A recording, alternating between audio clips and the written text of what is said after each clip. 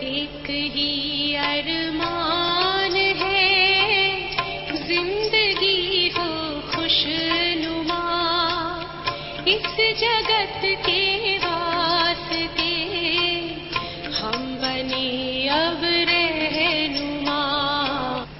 ओम शांति। बाबा के अनन्य अनमोल रतन, बाबा की सेवाओं में राइट हैंड बने हुए समर्पित भाई, संगम युग पर ये भी हम सबको परम सौभाग्य प्राप्त हुआ है जो भगवान के नई सृष्टि की स्थापना के कार्य में हरेक को अपना योगदान देने का सुंदर अवसर प्राप्त है। बाबा हम सबको बहुत ऊंची नजर से देखते हैं। कोई भी फरमान करना होता है तो सोमान की याद दिलाते हैं। मुझे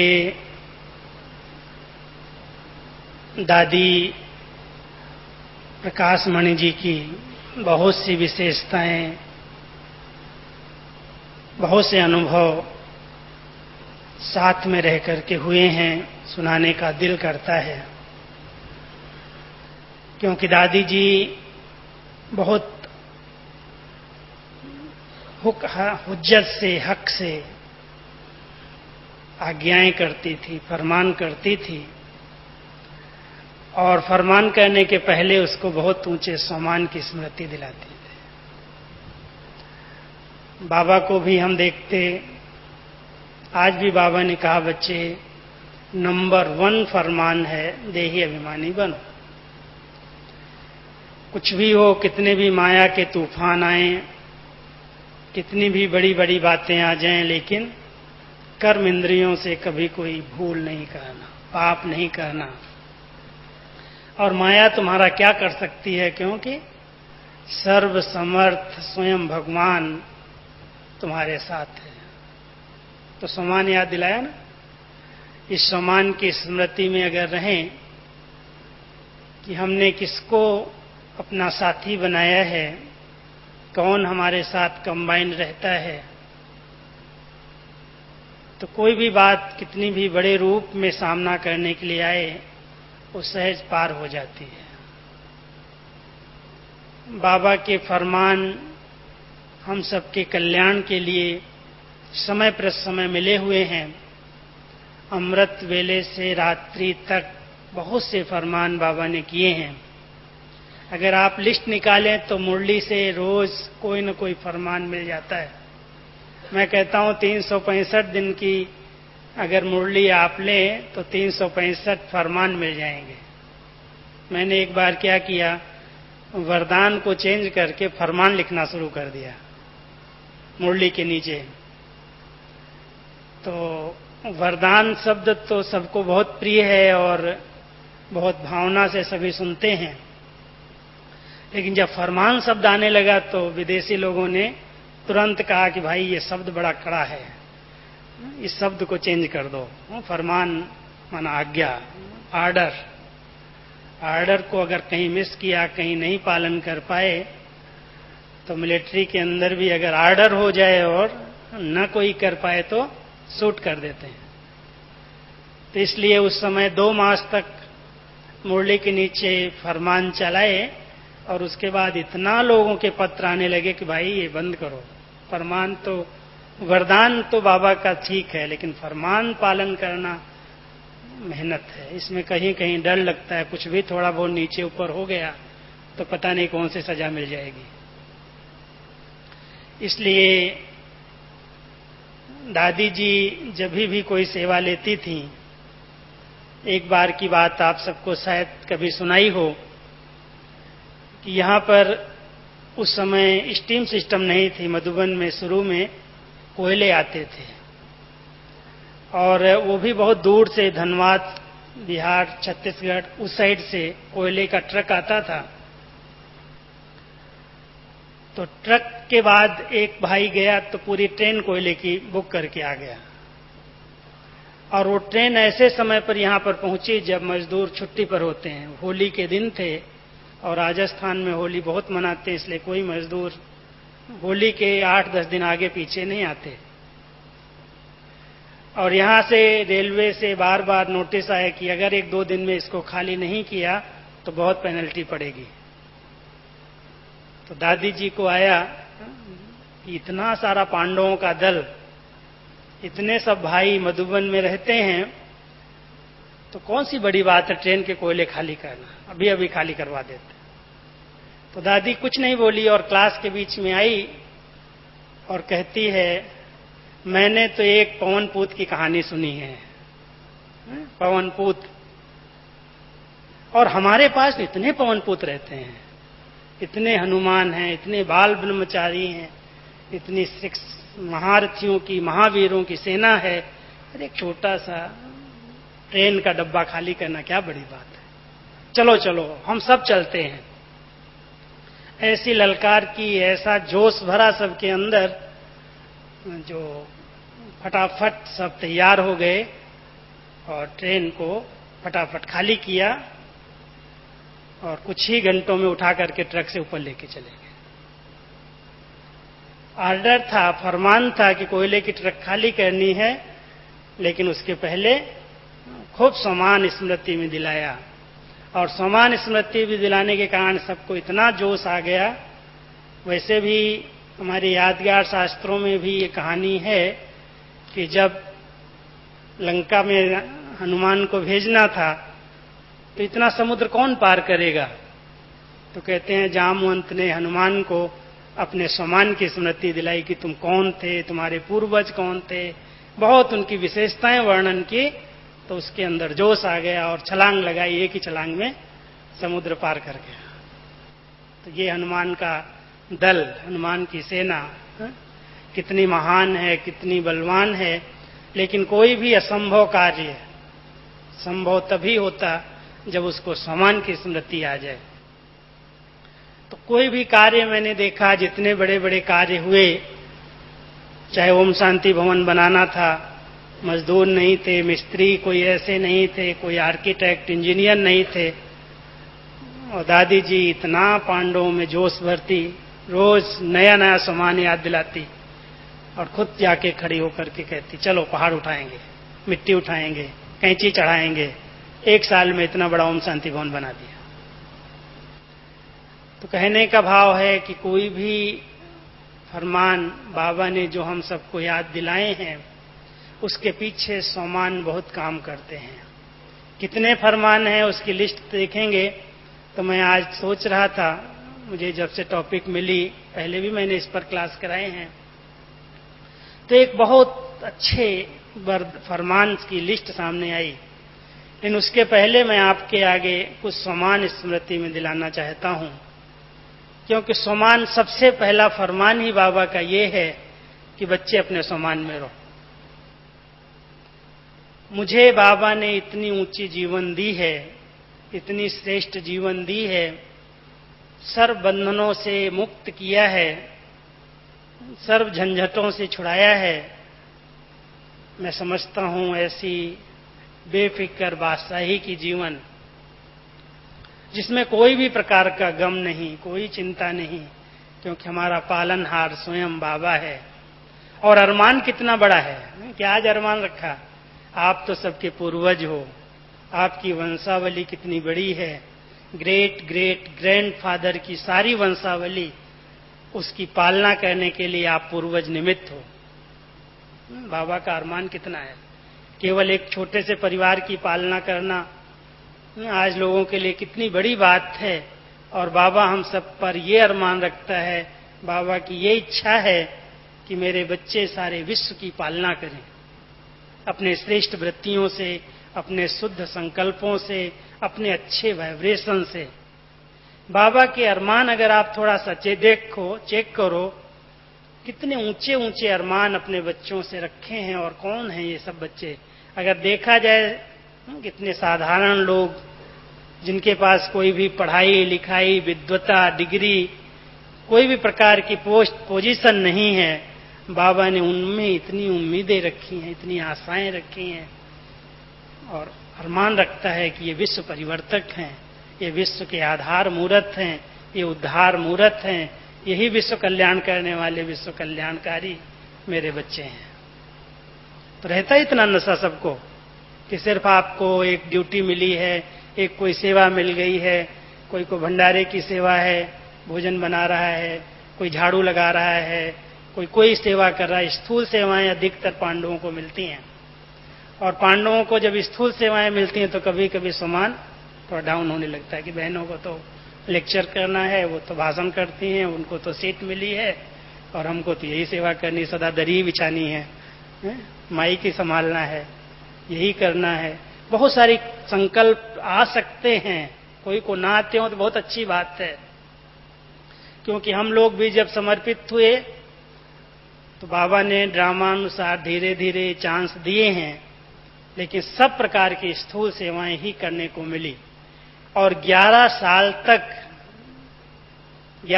तक एक जैसी कर्मणा सेवा, चाहे वो धोबी घाट हुआ, रोटी बनाने का काम हुआ, पानी गर्म करने का, कमरों में पहुंचाने का, झाड़ू लगाने का, अनाज साफ करने का। कोई मजदूर तो मधुबन में इतने थे नहीं। सब कार्य बाबा ने अपने समर्पित बच्चों से यज्ञ के कराए। और दीदी दादी बहुत ऊंचे सम्मान से देखती थी, ऐसा नहीं ये काम छोटा कर रहा है, लेकिन उनको ये लक्ष्य रहता था कि इसने जो कार्य किया है, जो सेवाएं की हैं, बहुत महान सेवाएं हैं, यज्ञ की सेवाएं कर रहा है। बड़े भी प्रसन्न हुए, और मैं ये कहता हूं उसके आधार से स्वयं यज्ञ पिता प्रसन्न हो गया। जिसने बाबा के यज्ञ की कोई भी सेवाएं दिल व जान से की, प्यार से की, अपना समझ करके की, चाहे वो किसी भी प्रकार की सेवा हो। मैं समझता हूं मैंने जो शुरू में सेवाएं की हैं 11 साल तक, वो गर्म पानी जब सुबह गर्म करते थे ना, ठंडी के दिनों में 2 बजे उठ करके बॉयलर एक गर्म होता था, टंकी में पानी गर्म करते थे और 4 बजे से सब कमरों में पहुंचाते थे, पांडव भवन के जितने कमरे थे। तो सुबह सुबह जो बाल्टी 2-2 भर करके ले जाते थे कमरे में, तो मैं कहता हूं बाबा ने मेरे हाथ मजबूत कर दिए, शरीर मजबूत कर दिया। जितनी कर्म इंद्रियों को शुद्ध, शक्तिशाली, शीतल बनाने का अच्छे से अच्छा साधन है, वो कर्मणा सेवा है। मनसा से योग लगाने में मेहनत लगती है, लगता है, कभी नहीं लगता, लेकिन कर्मणा सेवा अगर किसी ने यज्ञ की प्यार से की है, दिल से की है, तो उसकी कर्म इंद्रियां अपने आप शीतल है, शांत है, कोई भी प्रकार की उत्पत्ति नहीं है। लेकिन बहुत स्नेह से अपना समझ करके यज्ञ हमारा है, बाबा का ये कार्य है। एक छोटा सा सेंटर आपको नहीं मिला, एक कोई रिट्रीट सेंटर नहीं मिला, लेकिन जो सेवाएं मिल रही हैं वो विश्व परिवर्तन के लिए हैं। ये यज्ञ भगवान का रचा हुआ है, बहुत बड़ी सेवा के लिए हम निमित्त बने हुए हैं। अगर स्थूल कार्य करते हुए मनसा बहुत शक्तिशाली है, मन के संकल्प बहुत ऊंचे ऊंचे हैं, तो कार्य कैसा भी क्यों ना हो, उससे बहुत सेवाएं होती हैं। खुशी के संकल्प से, चेहरे से भी अनेक आत्माओं को प्रेरणाएं मिल जाती हैं। प्रसन्नता, संतुष्टता अनेक आत्माओं को प्रेरती है। तो इसलिए मैं ये कहना चाहता हूं कि कोई भी प्रकार की यज्ञ की सेवा करते हुए, कोई भी सेंटर्स की जवाबदारी संभालते हुए, हम अपने ऊंचे सम्मान को जरूर स्मृति में रखें। तो मैं अधिक सम्मान की लिस्ट नहीं बताऊंगा, क्योंकि आप सब जानते हैं, समझदार हैं, और बाबा तो रोज कोई न कोई सम्मान से ही संबोधित करते। बाबा कहते हैं जितने बाबा के टाइटल हैं उतने आप बच्चों के समान हैं। और बाबा के टाइटल तो था है, कितने हैं। एक मंदिर में चले गए हम, एक दिन एक मंदिर में गए तो वहां पर करीब छोटी छोटी शिवलिंग की मूर्तियां कहते थे 51,000 है शिवलिंग की, और उस 51,000 की छोटे शिवलिंग के ऊपर हर एक नाम अलग अलग था। कहा कितने शिव बाबा के नाम हैं, और कहता है जितने मेरे नाम हैं, जितने मेरे टाइटल हैं, उन सब के तुम बच्चे मास्टर हो। बाबा के टाइटल वही बच्चों के समान, लेकिन उस सम्मान में स्थित रहना, उस नशे में रहना जिससे कभी ये ना आए कि मुझे तो कोई पूछता ही नहीं है। मान, शान, पद, प्रतिष्ठा, जिसके पीछे आज सब दौड़ रहे हैं, भाग रहे हैं। कहते भागने की क्या जरूरत है, बाबा ने हमको इतना मान दिया है, इतनी ऊंची नजर से देखा है। अगर सचमुच हम रोज उस सम्मान में रहते हैं तो बाबा के फरमान भी ऐसे लगते कोई बड़ी बात हो जाएगा, कर लेंगे, क्या बड़ी बात है। कि बाबा की आज्ञा, ये फरमान हम पालन करेंगे। और तीव्र पुरुषार्थी बाबा उसको ही कहता है कि बाबा ने कहा और बच्चे ने किया। होगा नहीं होगा कौन कर सकता है, क्योंकि ये भाषा भी कई बार हम यूज कर लेते हैं। पास तो 8 ही होने वाले हैं, 16,108 भी नहीं कहते। बाबा कभी कभी साकार मूल्यों में कह देता है कि 108 को भी थोड़ा बहुत सजा खानी पड़ेगी, वेले हो जाते हैं। जब 8 और 108 ही नहीं पास होंगे तो हमारा कहाँ नंबर है। इसलिए हम बाबा के ऐसे शब्दों को लेकर के अपने मार्ग को कठिन मार्ग या अलवेलेपन का मार्ग न बना दें। बहुत सरल मार्ग है, सहज मार्ग है। सिर्फ बाबा कहता है बच्चे, जो मैंने मर्यादा की, फरमान की लकीर बना करके दी है, सीता को भी आज्ञा की थी इस लकीर से अंगूठा भी बाहर नहीं निकालना, लेकिन निकाला तो क्या हाल हो गया। हम सभी भी अगर ईश्वरीय नियम मर्यादाओं के लकीर की बाउंड्री को क्रॉस नहीं करते तो माया कुछ भी नहीं बिगाड़ सकती। कुछ भी, कितने भी अपने नए नए रूप से आए, कितने भी वैरायटी रूप आए, उनको सहज रीति से हम पार कर सकते हैं। तो पहले 5 सम्मान, सबसे पहला सम्मान है कि रोज स्मृति में लाओ कि मैं मास्टर सर्वशक्तिमान हूं। सर्व शक्तियों का अधिकारी बाबा ने हमको बनाया है। बार बार कोई भी परिस्थिति आ जाए, कोई भी परीक्षा आ जाए, क्योंकि हम संगठन में रहते हैं, संगठन के बीच में हैं, कोई न कोई बातें नीचे ऊपर होती हैं, सामना करना पड़ता है। लेकिन शक्ति, जिस शक्ति की जहां जरूरत है, मान लो वहां हमें सहन करने की जरूरत है, समाने की जरूरत है, उस समय कहीं सामना न कर लें। जिस शक्ति की जिस समय आवश्यकता है, वो शक्ति अगर समय पर याद आती है तो इसको तीव्र पुरुषार्थी कहा जाता, उसको फरमान वरदार कहा जाता है। तो मैं मास्टर सर्वशक्तिमान हूं, इस सम्मान में बार बार अपने आप को ला करके अपनी एक एक शक्ति को आर्डर प्रमाण चलाना, और समय पर वो शक्ति यूज होनी चाहिए। जिस समय आवश्यकता है उसी समय याद आए, अभी मुझे समाना है, अभी मुझे सहन करना है, अभी मुझे सामना करना है, या परख करके निर्णय करके अपने आप को पार कर लेना। कई बार सबसे बड़ी शक्ति हम कहते हैं परखने की शक्ति है। हर एक अपने अपने हिसाब से कहेगा ये शक्ति बहुत बड़ी है, लेकिन यदि कोई भी रूप से माया आती है, क्योंकि बाबा कई बार कह देते हैं जिस रूप से तुम माया को परख लोगे वो रूप परिवर्तन करके तुम्हारे सामने आएगी, उस रूप से नहीं आएगी। इसलिए परखने की शक्ति बहुत तीक्ष्ण हो, समझ में आए कि ये माया का स्वरूप है, ये विकारों का स्वरूप भिन्न भिन्न रूप से मेरे सामने आ रहा है। चाहे वो लगाव झुकाव के रूप में आता है, कोई महिमा करता है, कोई बहुत प्यार से सामने आता है, वो अपना अधिकार रख करके आता है, लेकिन कहीं न कहीं माया के सूक्ष्म रूप जिनको परख लेना। और परखने के लिए क्या चाहिए? बुद्धि की दिव्यता, बुद्धि की स्वच्छता। अगर बुद्धि में कोई भी प्रकार के डिस्टरबेंस है, बुद्धि बोझिल है, भारी है, बहुत प्रकार के चिंतन बुद्धि में चलते हैं, तो हम माया के भिन्न भिन्न रूपों को परख नहीं पाते। और परख नहीं सकते तो निर्णय नहीं होता, और निर्णय नहीं होता तो कहीं न कहीं हार हो जाती। स्वप्न में भी हार होती है, कई बार बोलचाल में भी हार हो जाती, कई बार कर्म में भी आ जाते। इसलिए परखने की शक्ति बहुत आवश्यक है संगठन के बीच में, और उसके लिए अपनी बुद्धि को बहुत दिव्य बनाने की आवश्यकता है। बहुत दिव्यता संपन्न संकल्प उत्पन्न हो। मैं एक शुद्ध पवित्र आत्मा हूं, जो बाबा ने हमें स्मृति दिलाई है, ये भी फरमान किया है, बच्चे हर एक की मस्तक मणि को देखो। बहुत ऊंचा सम्मान है कि मैं एक मस्तक मणि आत्मा, मस्तक के बीच में विराजमान एक चमकती हुई मणि हूं।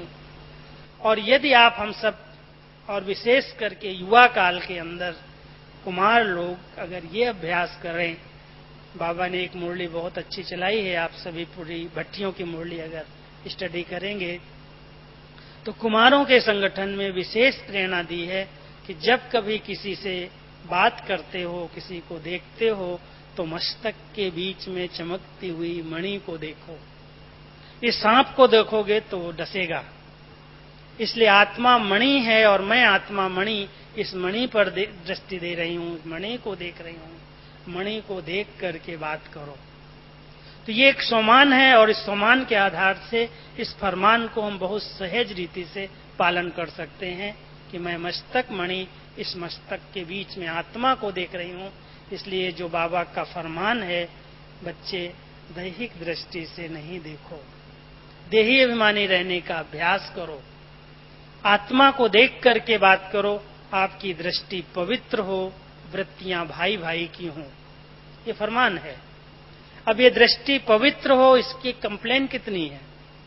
अगर आप सबसे चिट्ठी लिखाई जाए कि आप अपनी अपनी कमियां कमजोरियां लिख करके दें, तो 90% चिट्ठियों में यही आता है।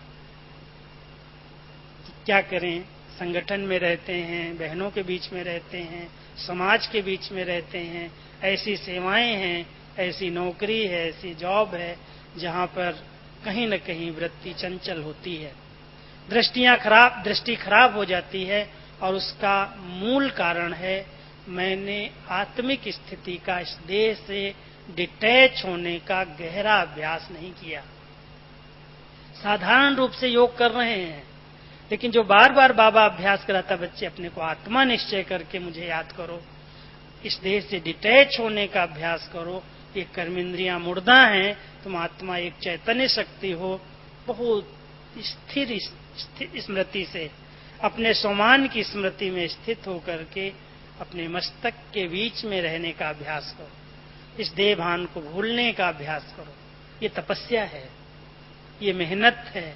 ऐसे ही इन कर्मेंद्रियों को शीतल नहीं बनाया जा सकता। इसके लिए जितनी अभ्यास, जितना प्रैक्टिस की जाए, जितना दिन रात अपने मन और बुद्धि को बिजी रखा जाए, बिजी माना स्थूल सेवाओं में बिजी कर देना यही नहीं, लेकिन मन में अच्छे अच्छे विचार, अच्छा अच्छा चिंतन, अच्छे अच्छे सुमिरण में रहें, जिससे मन नशे में रहे, सोमान में रहे, भाग्य का स्मरण रहे। भगवान ने इतनी शुद्ध जीवन, पवित्र जीवन दी है, कुछ बहुत बड़ी जवाबदारियां सौंपी हैं। जब मुझे कभी ऐसे साधारण संकल्प आते भी हैं तो मैं कहता हूं मुझे स्टेज कौन सी मिली है, मुझे बाबा ने सीट कौन सी दी है, कहां पर बिठाया है, किस गोदी में बिठाया है। ये एक साधारण संकल्प मुझे क्यों टच कर रहा है, क्या जरूरत है इसकी? उस समय अपने आप का टीचर बनना, अपने आप को संभालना, अपने आप को समझाना और उस माहौल से अपने आप को किनारा कर लेना, इसके लिए थोड़ी हिम्मत चाहिए, शक्ति चाहिए। थोड़े समय के लिए भी आप अपने विचारों को चेंज कर लें, कोई न कोई अच्छा संकल्प दे करके, कोई अच्छा सकारात्मक चिंतन दे करके, जहां पर आपको इंटरेस्ट जागता है, कोई अच्छा गीत सुनने में इंटरेस्ट है, कोई अच्छे साहित्य पढ़ने में इंटरेस्ट है, कोई अच्छी और चिंतन को और अच्छा चिंतन देने के लिए कोई विधि आती है, तो वो विधि अपना करके अपने ऐसे साधारण संकल्प, दैहिक संकल्प, उन संकल्पों को हम चेंज कर सकते हैं। और पहले फरमान को, पहला फरमान तो समझ गए, पवित्र बनो, योगी बनो या देही अभिमानी बनो, जिसको आज बाबा ने कहा। ये जो पहला फरमान है, इस फरमान को हम तभी पालन कर सकते जब हम बहुत ऊंचे सोमान में स्थित रहे। मैं विजयी रतन हूं, बार बार एक सोमान स्मृति में आता है कि बाबा ने कहा, बच्चे विजय तुम्हारा जन्म सिद्ध अधिकार है और तुमने ही कलप कलप विजय प्राप्त की है। तुम्हारी ही यादगार पांडवों को सदा विजयी दिखाया गया है। आप पांडव हो और पांडवों की विजय निश्चित है, क्योंकि उनका साथी स्वयं भगवान है। अब ये कितना ऊंचा सम्मान है कि हम पांडव हैं, हम वही कलप पहले वाले विजयी रतन हैं, इसलिए विजय हमारी हुई पड़ी है। कोई भी पास आएगी, चली जाएगी, कोई भी पेपर आएगा तो डरने की जरूरत नहीं है, घबराने की जरूरत नहीं है, आया है, क्रॉस हो जाएगा। मैं हमेशा कहता हूं, जब स्पीड तेज होती है तो स्पीड तेज करने वाले का दो चीजों पर बहुत ध्यान रहता है। एक्सीडेंट होने की संभावना होती है। पुरुषार्थ हम कर रहे हैं, बहुत अच्छे नशा चढ़ता है, और मैंने देखा कई बहुत पुरुषार्थ तीव्र करते थे, 2 बजे उठ के योग करेंगे, दिन रात स्टडी करेंगे, और वही अचानक फेल हुए। अचानक फेल हुए। कारण होता है कि केवल पुरुषार्थ की स्पीड बढ़ाई, ब्रेकर का ध्यान नहीं दिया। मान लो आपकी स्पीड बहुत तेज है और कोई रोड ब्रेकर है, कोई ब्रेकर के लिए कोई चढ़ाई उतराई सामने आ रही है, तो आपको ब्रेक पर ध्यान देना होगा। अपने आप को बहुत धैर्यता से ब्रेक लगा करके पार करना होगा। और पेपर कोई ऐसा कह ही नहीं सकता है कि हम ऊंची मंजिल के राही हैं, मेरे आगे कोई पेपर ही नहीं आता है। पेपर तो हर एक के सामने आते हैं, और कोई न कोई बातें किसी न किसी नए नए रूप में, कभी संस्कार के रूप में, कभी स्वभाव के रूप में, संगठन है कभी टकराव के रूप में, कभी प्रभाव के रूप में, कभी दबाव के रूप में, बहुत सारी बातें आती हैं। अगर उस समय मैं हिल गया, हलचल में आ गया, तो इस जीवन से हाथ धोना पड़ेगा। जीवन से ही हाथ धोना पड़। मान लो अगर ब्रेक नहीं लगी और फास्ट स्पीड में गाड़ी चल रही है, उलट जाएगी, एक्सीडेंट हो जाएगा, कहीं न कहीं धोखा खा लेंगे। इसलिए संकल्पों को ब्रेक देना, चलो ये कोई हिसाब किताब आया है, पार हो जाएगा, बाबा हमारे साथ है, परिवार हमारे साथ है, और सबसे अधिक दुआएं हमारे साथ हैं। अगर हमने श्रेष्ठ कर्म किए हुए हैं, इस परिवार में बाबा के यज्ञ में रह करके हमने कुछ पुण्य कर्म किए हैं, उसका नशा नहीं है, लेकिन ये जरूर है कि वो दुआएं मुझे सदा साथ देंगी। बाबा मुझे साथ देगा और पेपर आया है, पार हो जाएगा। डरने की, तुरंत घबरा जाने की जरूरत नहीं है, क्वेश्चन करने की जरूरत नहीं। मेरे सामने क्यों आया? कई आते हैं, मेरे सामने ऐसी बात क्यों आ गई, मैंने तो कभी सोचा ही नहीं था, ऐसा भी होगा, ये हिसाब किताब आएगा। आया है, जरूर कोई पिछला खाता होगा, पिछला होगा, अगला होगा, सामने का वर्तमान में कुछ बना लिया होगा, आया है, पार हो जाए।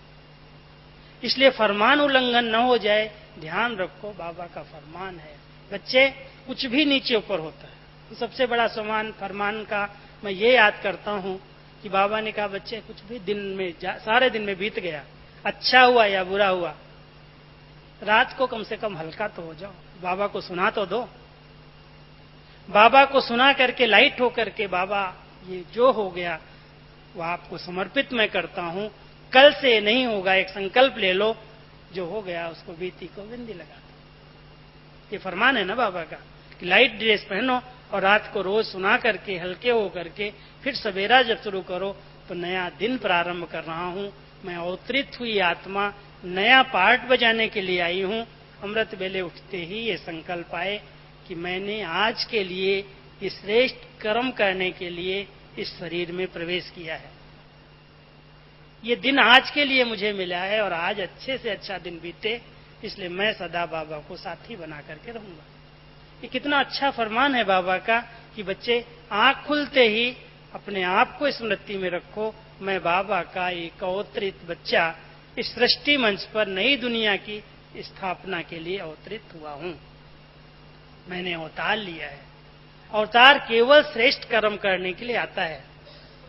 हम सब बाबा के बच्चे अगर रोज ही स्मृति में लाएं सवेरे सवेरे कि बाबा ने मुझे भेजा है नया पार्ट बजाने के लिए, मैं अवतरित हुई आत्मा केवल नई दुनिया के स्थापना के कार्य के लिए हूं, तो अपने सम्मान के साथ साथ ये फरमान अपने आप पालन होते जाएंगे।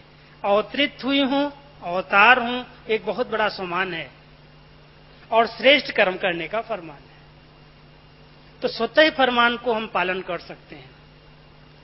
तीसरा एक सम्मान मैं आपको स्मृति में दिलाऊं, क्योंकि बाबा बार बार कहता है कि तुम बच्चे मेरे विघ्न विनाशक हो,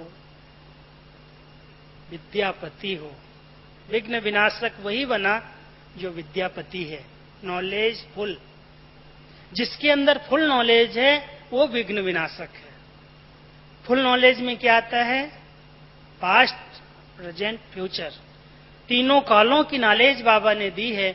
इसलिए बाबा जो हम सबको देखता है, जिस नजर से देखता है, बाबा कभी भी हमारे वर्तमान पुरुषार्थी लाइफ को नहीं देखता। और वर्तमान को देख करके अगर बात करें तो बाबा की दृष्टि में शायद परिवर्तन आ जाए।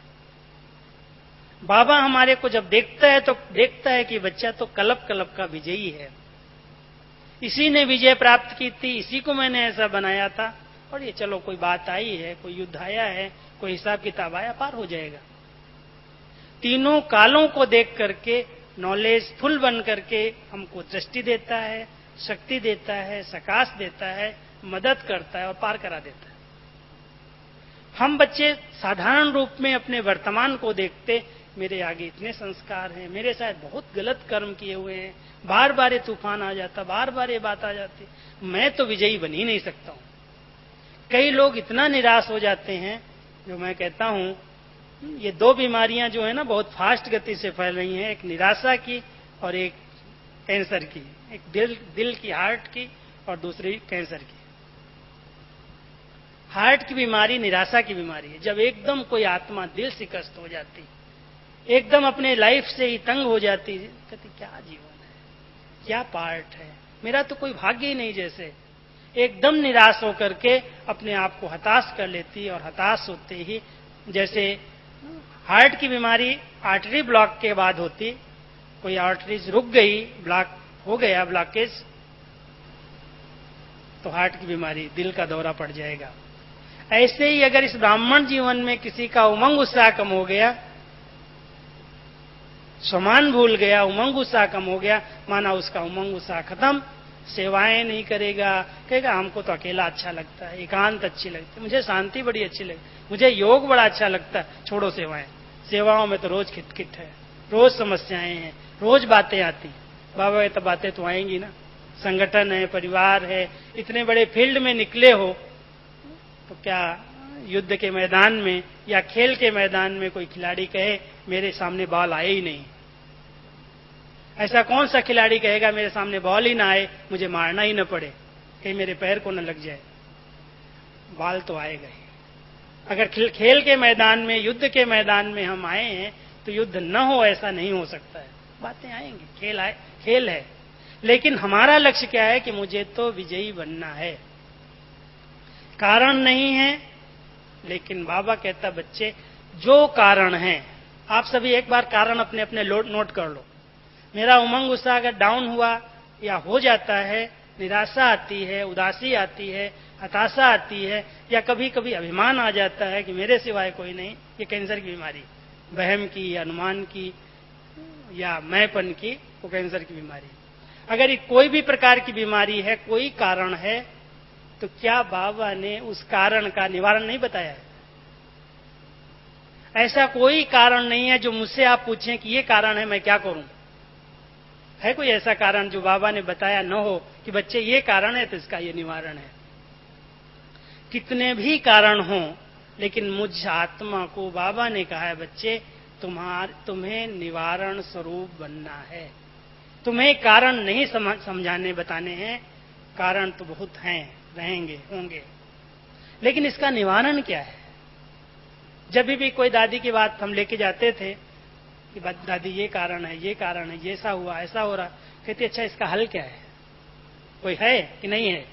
अगर हल है तो दादी के पास आओ, कारण लेकर के नहीं आओ। कोई भी प्रकार का कारण सुनाओ, हल बताओ। ऐसा हो रहा है संगठन में, होगा, दादी भी जानती होगा, बड़े भी जानते होगा, सब कुछ हो, लेकिन इसका हल भी है और हल नहीं है तो फिर कारण कहां से लाए? कारण है तो निवारण भी है। इसलिए हम सब समर्पित बच्चों को कारण नहीं सुनाने, समस्याएं नहीं बताने, लेकिन बाबा कहता है तुम्हें समाधान स्वरूप बनना है। हर कारण का निवारण है और अपने आप से ही निवारण मिल सकता है, दूसरा कुछ नहीं कर सकता। इसलिए क्या क्या निवारण बाबा ने बताए हैं, अपने मन को समझा करके सबसे अच्छा निवारण का मैं जहां तक उपाय सोचा है, बहुत शुद्ध संकल्पों में रहना। अगर मैं आत्मा थोड़ा समय अपने शांत संकल्प, शुद्ध संकल्प, पॉजिटिव थिंकिंग करना जानती हूं तो हर बात का हल मिल जाता है। बाबा टच कर देता है। मान लो उस समय नहीं पता चलता क्या करूं, कैसे करूं, ऐसी बात हो गई, बाबा उसी समय टच कर, बच्चे ऐसे करो, इधर से पार हो जाओ, इधर से क्रॉस हो जाओ। एक बार एक छोटी सी कहानी है, कहानी नहीं, रियल बात है। जगदीश भाई विदेश गए थे। उन्होंने एक अनुभव यहाँ सुनाया कि अफ्रीका के देश में मैं गया और मुझे पता नहीं था, मैं अकेले सैर करने का शौक था, मैं अकेले निकल गया सेंटर से, मुझे काले लोगों ने घेर लिया। और घेर लिया तो इतना खतरा था क्योंकि उनको जब तक कुछ दो नहीं तब तक वो मानेंगे नहीं, और नहीं तो आपको मार देंगे। तो इतने खूंखार लोग थे जो मैंने बाबा को याद किया, बाबा मैं तो फंस गया, मैं तो अकेले समझा नहीं था मैं भी कहीं फंस जाऊंगा। कहते मैं फंस गया तो मैं क्या करूं, मेरे पास पैसा तो था नहीं उस समय जेब में जो मैं उनको कुछ दे दूं और छुटकारा पा लूं।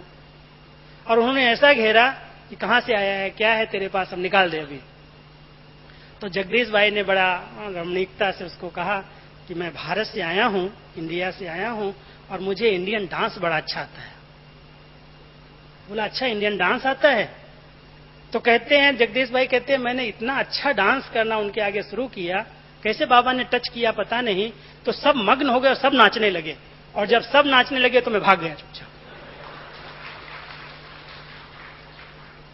इतना हंसी से सुना रहे थे कि कैसे मैं फंसा और बाबा ने कैसे युक्ति बचाई कि कैसे इनको खुश करके और निकल जाऊं मैं, क्योंकि उनसे मारपीट भी नहीं कर सकता और उनसे छुटकारा भी पानी है। टच किया बाबा ने और कहता मैंने ऐसे ऐसे डांस किया और घूमते रहे घूमते घूमते मैं जब देखा सब मग्न हो गए, भाग गए। तो ये विधि टच होनी चाहिए ना, ये युक्ति आनी चाहिए। समय पर परीक्षा आई है, पेपर आ गया, अब घबरा गया, अब क्या होगा, अब क्या होगा। बाबा कहता बच्चे लाइन क्लियर हो, विजय तुम्हारी हुई पड़ी, विजय होगी, बाबा आपके साथ है, लेकिन बुद्धि को डिस्टर्ब नहीं हो गया, कैसे करूं, क्या करूं, क्वेश्चन में चले गए, उलझ जाएंगे और कोई पेपर आएगा घबरा जाएंगे, फेल हो जाएंगे। तो ये एक नॉलेजफुल स्थिति जो है ये विघ्न विनाशक स्थिति है। तो सदा ध्यान रखना, ये बहुत ऊंचा सम्मान है कि मैं विघ्न विनाशक आत्मा हूं। बाबा ने मुझे गणेश की सूट नहीं दी है, सूंड तो नहीं दी है, लेकिन सूंड परखने की शक्ति है। पेट बड़ा है माना हर बात को समाया है उसने, फैलाया नहीं। इसकी बात देखिए उसको सुना दी, उसकी बात देखिए उसको सुना दी। जितनी समस्याएं, जितने टकराव पैदा होते उसका कारण है कि हम एक की देख करके दूसरे के आगे वर्णन करते हैं।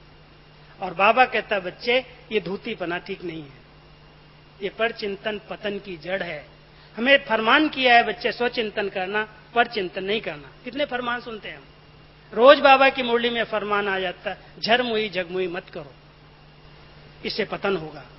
लेकिन अगर मैंने कर लिया, एक की बात दूसरे को सुनाई, दूसरे की तीसरे को सुनाई, और वो बात 10 के कान तक जाती है तो कितनी बड़ी रूप ले लेती है। और जब बड़े रूप में उस तक पहुंचती है फिर हमारे तक रिटर्न आती है, उसी का रिटर्न जब जवाब मिलता है तो टकराव की स्थिति पैदा हो जाती है कि मेरे लिए ऐसा कहा गया, मेरे लिए ये बात उठाई गई, और वहां पर एक दूसरे के दिल टूटते, संबंध बिगड़ते और आपस में संगठन टूटते हैं। इसलिए बाबा मना करता है बच्चे सदा स्वचिंतन करो, मुख से सदा ज्ञान रतन ही निकालो। कितना बड़ा फरमान है बाबा का, जो बोलो ज्ञान रतन ही बोलो और कुछ नहीं बोलो। कानों से वही सुनो जो तुम्हारे काम का है, ऐसी कोई बात सुनो ही नहीं, बंद कर लो कान। तो अगर ये फरमान दृष्टि के लिए, वृत्ति के लिए, बोल के लिए, कानों के लिए, हाथों के लिए, जो हम सबको बाबा ने फरमान के रूप में दिए हैं, अगर हम स्मृति में लाते हैं तो बाबा के सब फरमान ऐसे लगते हैं बहुत सहज हैं।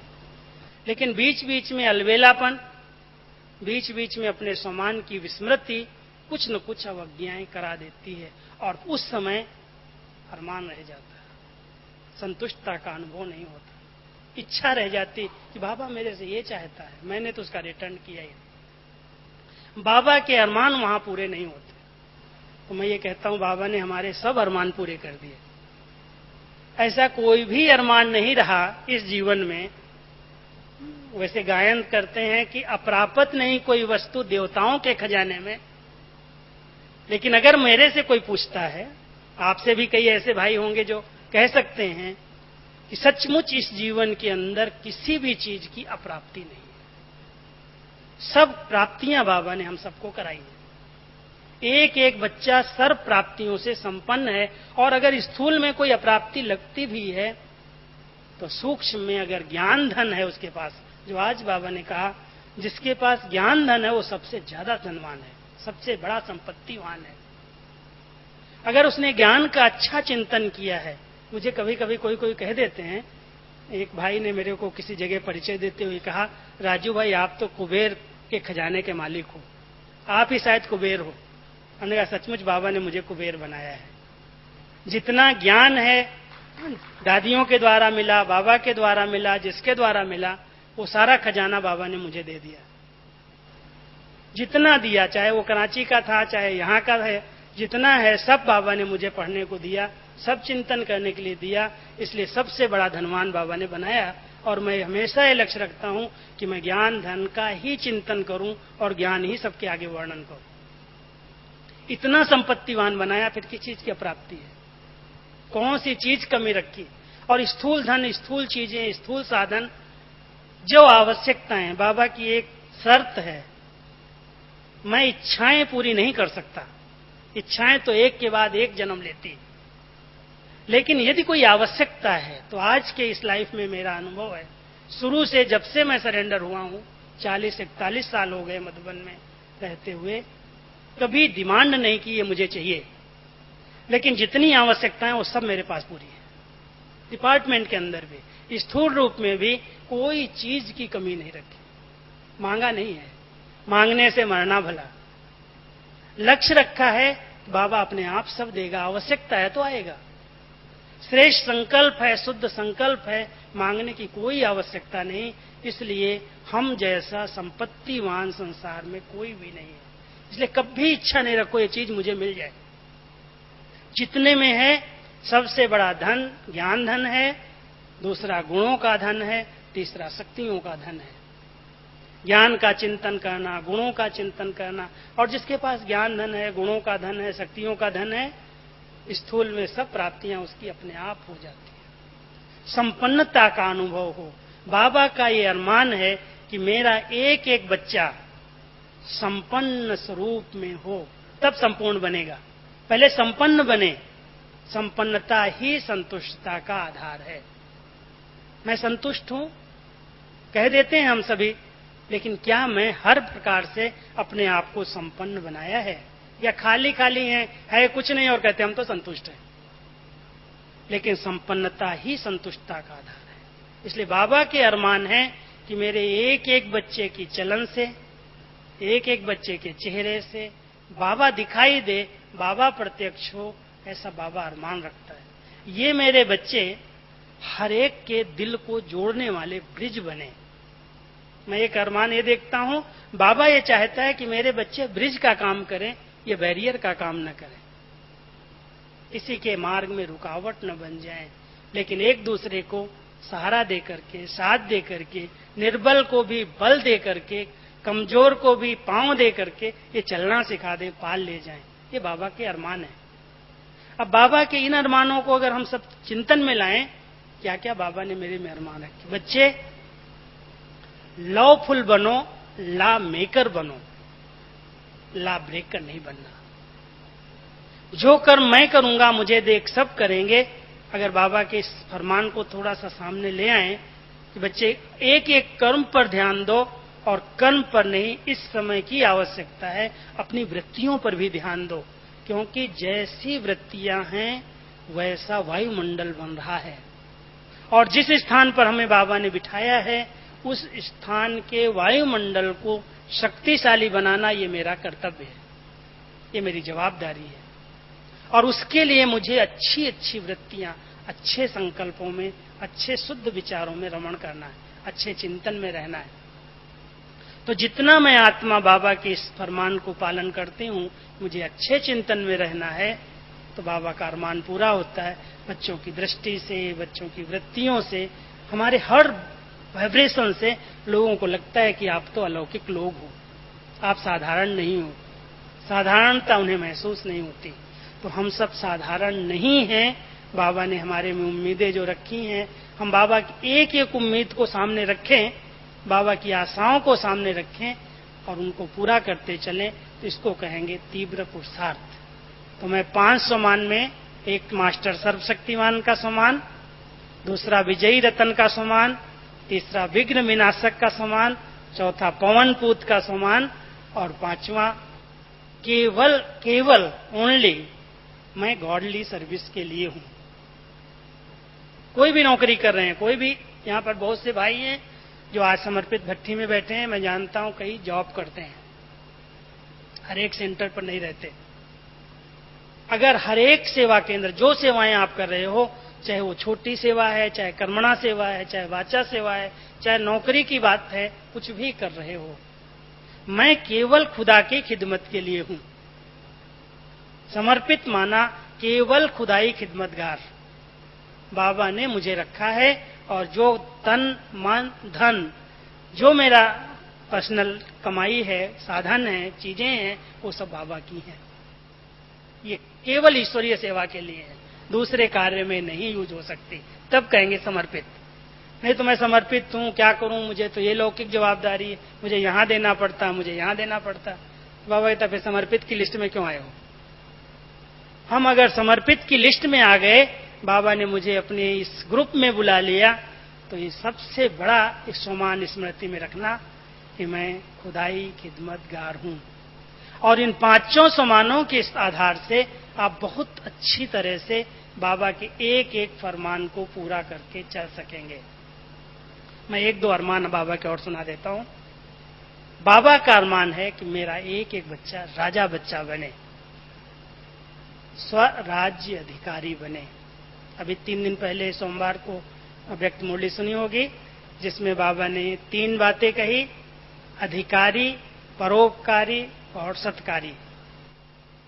ये तीनों बातें ये सम्मान के रूप में या फरमान के रूप में स्मृति में रखना कि बाबा का फरमान है स्वशासक बनो, स्वयं पर शासन करना है।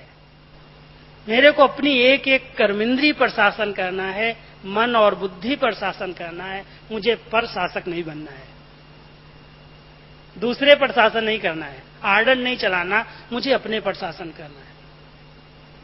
इसलिए बाबा का ये फरमान है, बच्चे पर शासक न बन के स्वशासक बनना, स्व को अपने आर्डर प्रमाण चलाना। और एक एक कर्मेंद्री अगर आपके आर्डर पर चलेगी तो मैं आपको सचमुच गारंटी और अनुभव से कहता हूं, आपके सब साथी आपका कहना मानेंगे, कभी उनको आर्डर नहीं करना पड़ेगा। मैं अपने डिपार्टमेंट कभी किसी को आर्डर नहीं करता, मैं अपने आप को आर्डर में रखता हूं और मैं देखता हूं सब आर्डर प्रमाण कर रहे हैं, कभी नहीं कहना पड़ता ये करो, क्योंकि वो जानते हैं कहना क्यों पड़े, जब उनको करना है तो मैं करना है। तो हम सब अगर स्वशासक बनेंगे तो पर शासन करने की जरूरत नहीं है, दूसरों पर शासन करने की जरूरत नहीं है। तो हम सबको बाबा ने अधिकारी भी बनाया है और सदा भावना है सबका भला हो, परोपकार। कोई अपकार भी करता है संगठन में, कई लोग ईर्ष्या के बस, जेलसी के बस आगे बढ़ता हुआ कईयों को सहन नहीं होता, संगठन है, कहीं न कहीं टांग खींचने की कोशिश करते हैं, कोई न कोई कमी देख करके फट से कंप्लेन कर देते हैं, साथी ऐसे होते हैं।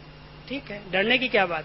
अगर कोई हमारे पास बहुत अच्छी चीज है, भले ले जाओ, बाबा हमको दोबारा दे देगा, क्यों ईर्ष्या कर रहे हो। उस समय धैर्यता से, शांति से, जोश ना आ जाए, उत्तेजना ना आ जाए कि मेरे पर कलंक लगा दिया। कई तो ऐसे ऐसे कलंक लगाते हैं ना। सबसे बड़ा हथियार कौन सा यूज करते हैं? इसके साथ दृष्टिवृत्ति या व्यवहार ठीक नहीं है, इतना बड़ा हथियार यूज कर लेते हैं जो सबको मानना पड़े और सबको शक पड़ जाए। हो सकता है इस हथियार से बच के रहना। लगेंगे, होंगे, लेकिन अगर मैं सच्चा हूं, अगर मैं बाबा को समर्पित हूं, अगर मेरी दृष्टिवृत्ति में कुछ भी उसके अंदर नहीं है, तो मैं डरूं क्यों? बाबा अपने आप मदद करेगा, साथ देगा। आई है परीक्षा, पार हो जाएगी। ये ईर्ष्या का परिणाम है, ये कोई न कोई जेलसी है, लोग आगे बढ़ते हुए नहीं देख पाते संगठन में। इसलिए मुझे परोपकारी बनना, सबका भला, सबका कल्याण हो, ये भी आगे बढ़े। अगर उसको कोई चांस मिल रहा है तो मैं ईर्ष्या न करूं, भले मिले। अगर मिल रहा है और नहीं मिला तो हम दिलाने में प्रयास करें, भले इसको दे दो, मुझे ही मिले, मैं क्यों कहूं, हमारे साथियों को मिले, वो भी आगे बढ़े, अच्छी बात है। तो ये परोपकार की भावना और सबको सत्कार देते चलो। बाबा कहता है सत्कार या मान मांगने से नहीं मिलता, देने से मिलता है। देते चलो अपने आप आपको मिलेगा। तो ये बाबा के बहुत सूक्ष्म फरमान हम सब अगर पालन करते हैं अमृत वेले से रात्रि सोने तक, तो मैं समझता हूँ बाबा के अरमान पूरे होते जाएंगे और हमारा सम्मान बढ़ा रहेगा। हमको किसी के मान की इच्छा नहीं रहेगी। ओम शांति। दिया हम